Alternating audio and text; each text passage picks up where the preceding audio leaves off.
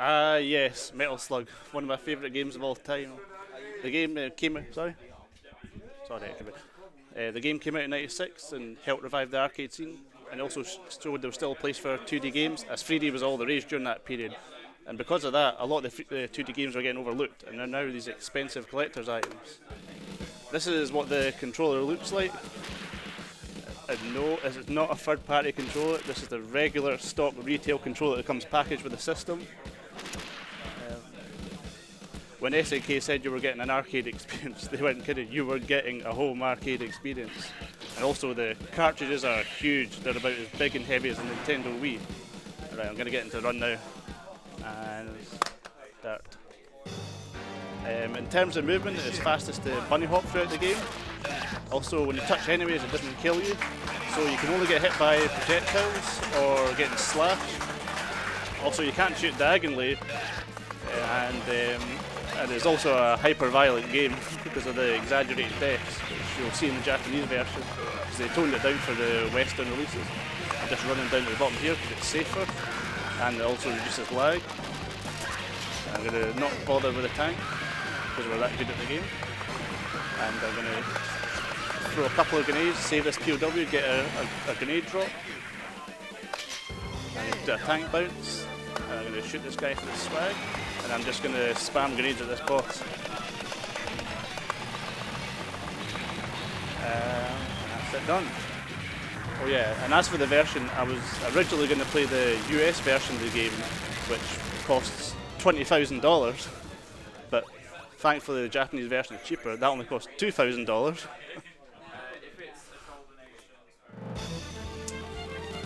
However, there are cheaper alternatives out there. You could buy the MVS version, which is the multi-video system, which is the cartridges that you use in the arcade cabinets. They cost $100. I'm just going to throw a lobber grenade here and there. You can get the Neo Geo CD version, but it's got the long loading times. I'm just going to shoot these guys in there, and the endurance round coming up.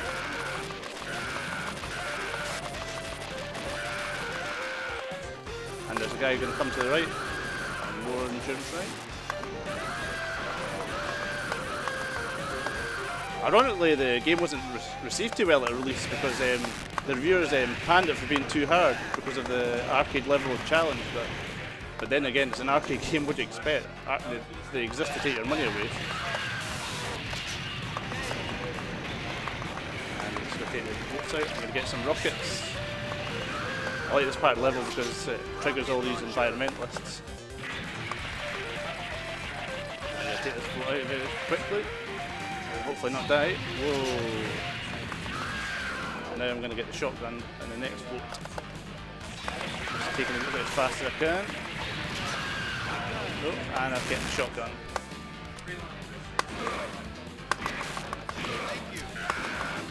And wait, I have to take this tank out because it takes a long time to die. Now I'm onto the boss. And this boss has a lot of iframes on it. I have to wait to start shooting before it's vulnerable. So now, 5, 4, 3, 2, 1, and done. In case you're wondering, I'm playing it off a multi-cart. It's only been out for about a couple of months, so there's still quite a bit of firmware related issues with it, but they are getting fixed. So I apologise if there's any sound related issues.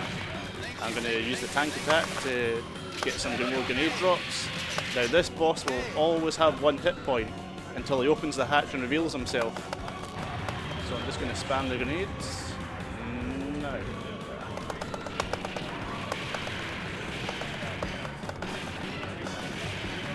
Come on. And that was a perfect fight.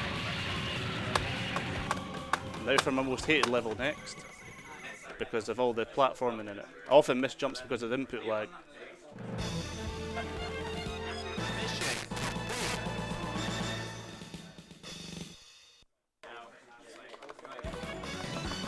Now 5 steps to the right and jump. Oops, that was 4 steps. Get the heavy machine gun.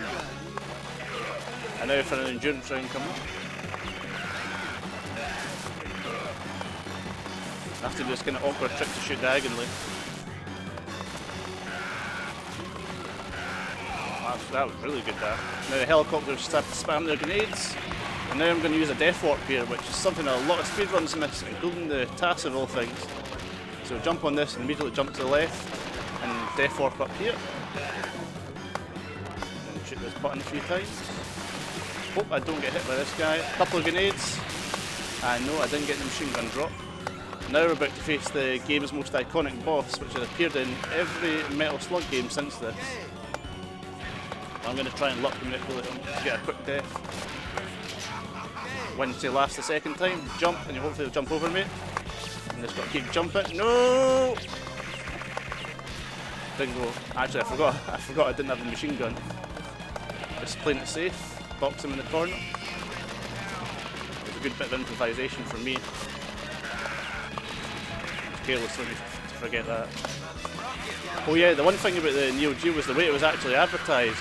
Because when it came out in 1990, it was during the height of the Bit Wars, and it started with Sega saying, hey, our console's 16-bit and NES is only 8-bit, and this sort of led to what was called the Bit Wars. And then you had the TurboGrafx 16, the Sega CD32, the Amiga 32. Oh yeah, don't forget the Jaguar with the 64-bit console, which they then admitted was less powerful than a PlayStation. And then there's the Nintendo 64. But Neo Geo said, hey, we're 24-bit. I mean, usually it doubles. I mean, I don't even know what that means. Somebody in the chat, please tell me.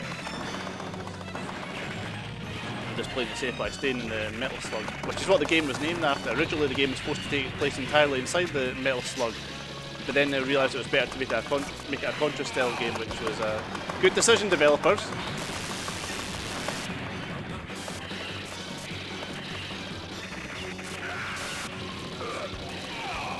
This is another endurance round coming up. The cannon is 3 times more powerful than the grenades, but it shoots way slower. Now I'm on the boss. Coming up. Now this boss is invulnerable until the screen starts scrolling left. So it'll be vulnerable now. Just lob the grenades, about 15 will do. And that's just like that.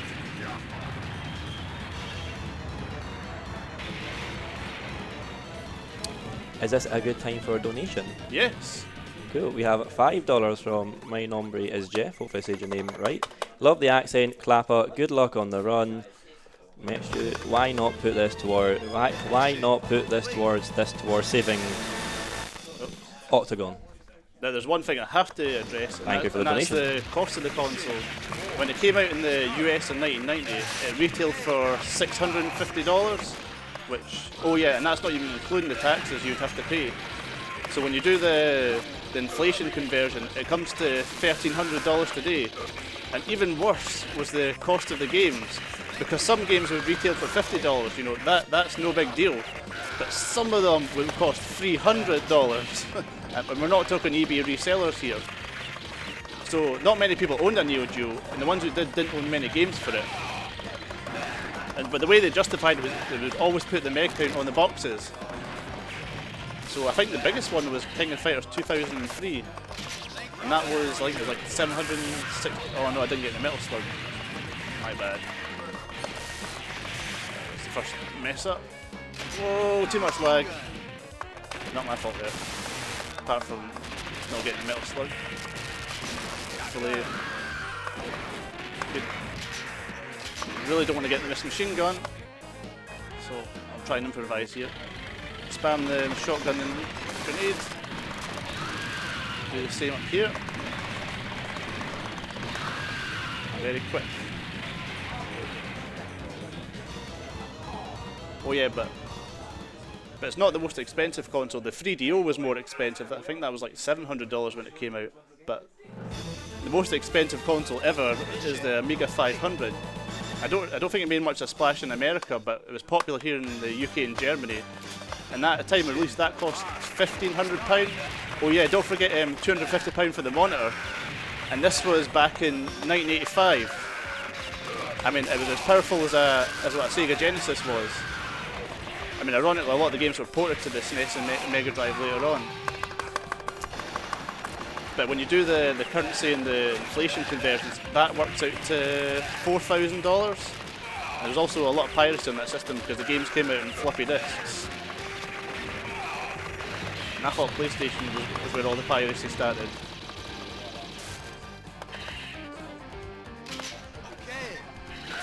And I like this level because it reminds me of Stalingrad. For anyone who doesn't know what I'm talking about, you should watch. Just type Stalingrad into a YouTube search. There's plenty of documentaries on it. Just playing it safe here by using the tank jump. It's not really a trick, is it? It's just a part of the game. Also, whenever you exit or enter a tank, you're invulnerable. So it's like wave dashing on steroids. Just getting rid of the tank. It's too slow. I'm gonna get another tank. Whoa, a lot of lag. Spam more grenades.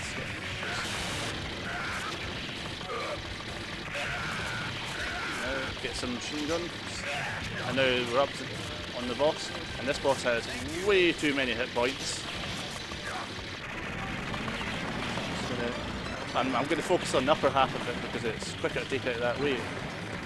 Whoa.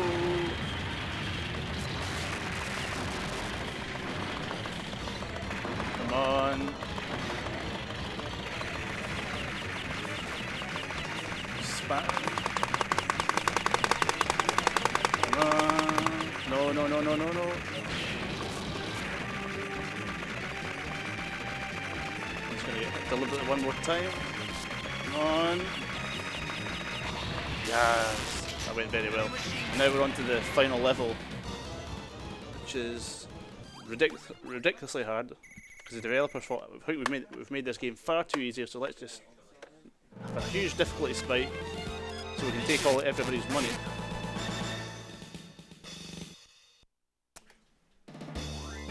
And I've only ever beaten this level once without dying, and that was last week. And now I'm coming towards the end of it. Does anyone have any suggestions for other Neo Geo games I could do? I can't do Metal Slug 3 because that's too difficult right now.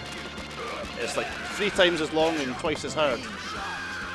Metal Slug X I can do, but I need a couple months practice on that. But any other suggestions will be welcome. Whoa. Even I can't tell what's going on here. Oh, that was cheap. Rocket launcher right into the face.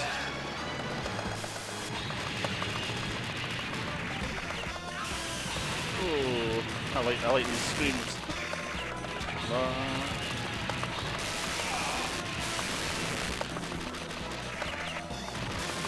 I've lost all my grenades. There's no way I'm not going to get through this without dying. Oh. I might actually. It's a bit of a miracle. I've only got to take this out.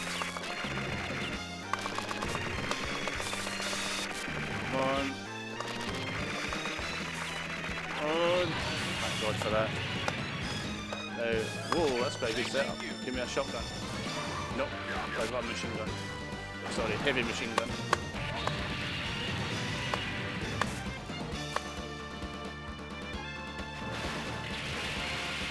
I didn't actually remember seeing much of this when I was in the UK back in the late 90s, but when I was on holiday I saw it everywhere. I spent a lot of lira, pesetas and the skuros on it. Oh yeah, euros as well when we changed over. And also it was ported to the PlayStation and Saturn in the 90s, but the Saturn version is a superior version because it uses the RAM expansion part. The PlayStation version has like mid-stage loading. And also has less animations.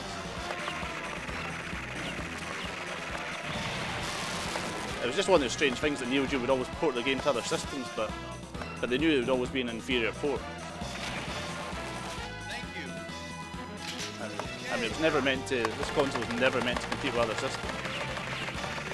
It was just the Rolex of gaming consoles, or I guess you say the Switzerland of gaming consoles. This is going to be the world's toughest oil drum. Come on. Whoa. Wave dashing. Like rocket bounce for the swag. Now another bit.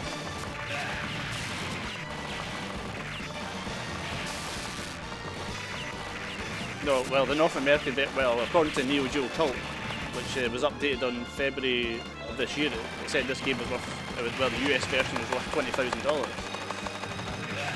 But it's hard to verify on eBay because it almost never comes up.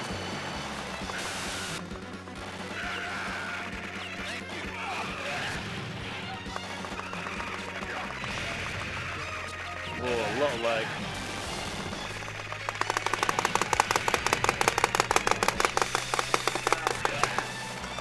And now we're going to get the divers. So any other games, anyone?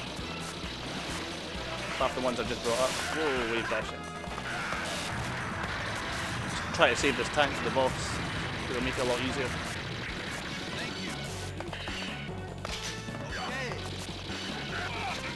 Now we're going to get the helicopter boss. I really do not want to die here. The worst part of this about this is the kamikaze knifer guys, which kill a lot of speedruns.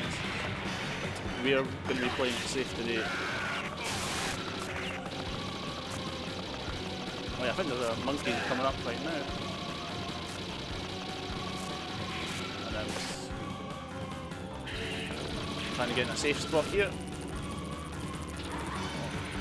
Ooh.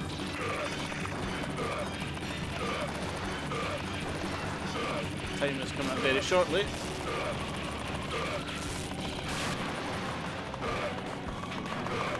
Get ready for it. Time! Hey. One thing I will say, there is a secret ending to this game, but it requires 2 players. I mean, it's a good ending, but it's funnier, but it's a lot cheesier as well. But this is like the sort of depressing post-World War I type ending. Mission complete.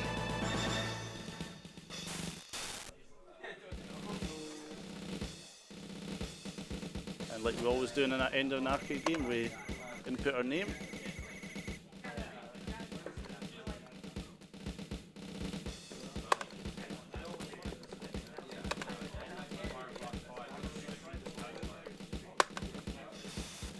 But thankfully I didn't require any continues. I think I died, was it twice maybe? Which isn't bad.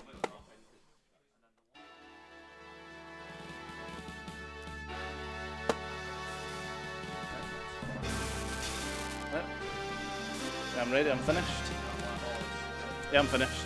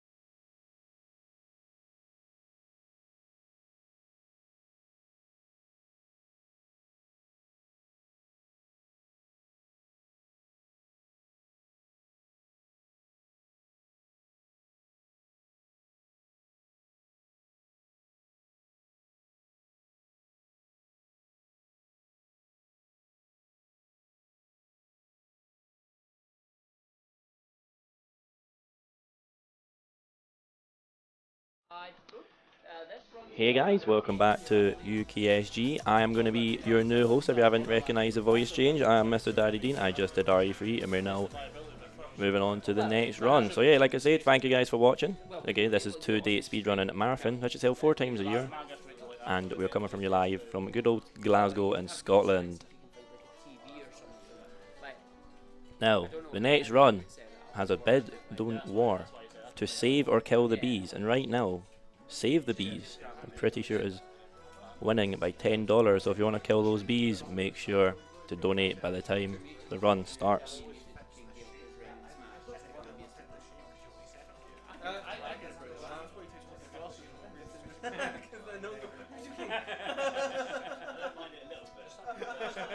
When you sat in the crowd, you don't care. But that's what we're saying. It's like you give up your luxurious smash regime to come free.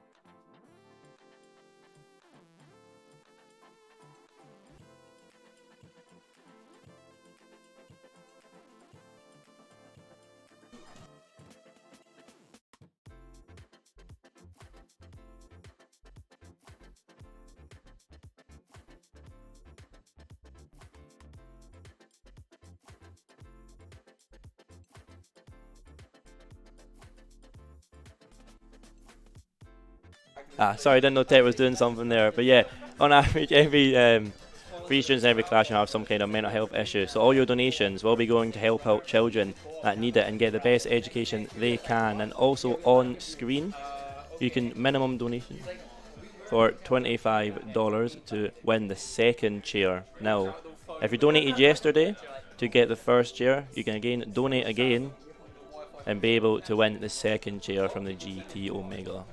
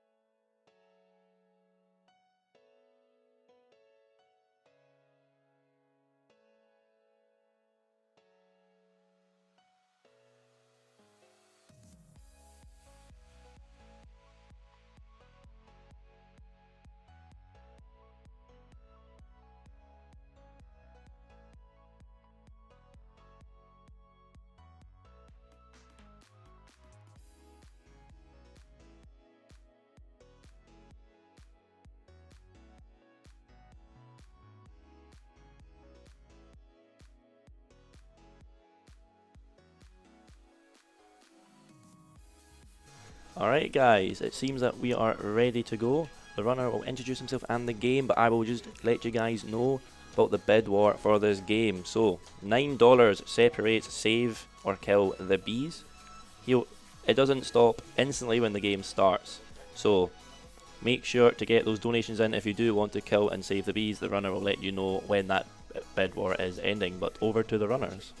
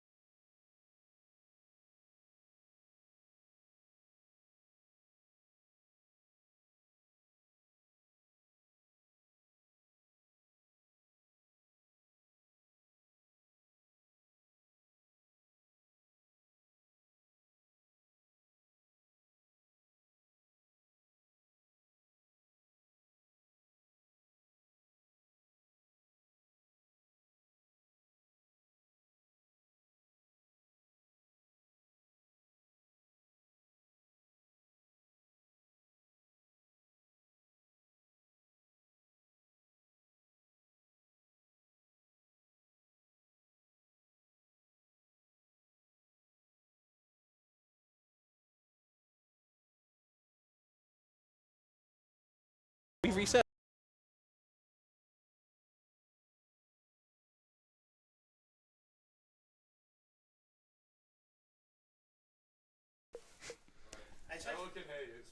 It's a test. Explain what happened. Remind them. Time. Yeah. Yeah.